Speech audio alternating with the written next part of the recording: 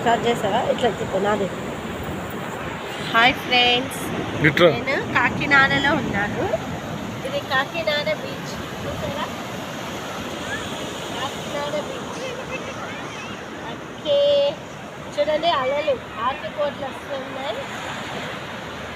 చూసారా ఎంత స్పీడ్గా వస్తున్నాయో? మళ్ళంతే దేవుడు వీటికి సరిహద్దు నిర్మించినట్టు ఇది దాటి రావటం లేదనమాట. ఎంత బలంగా వచ్చినా ఇక్కడికి వచ్చి వెళ్ళిపోతుంది. చూడండి ఎంత భయంకరమైన సముద్రము దేవునికి లోబడుతుంది. కానీ మనం చూడండి అహము గర్వము తగ్గించుకోము.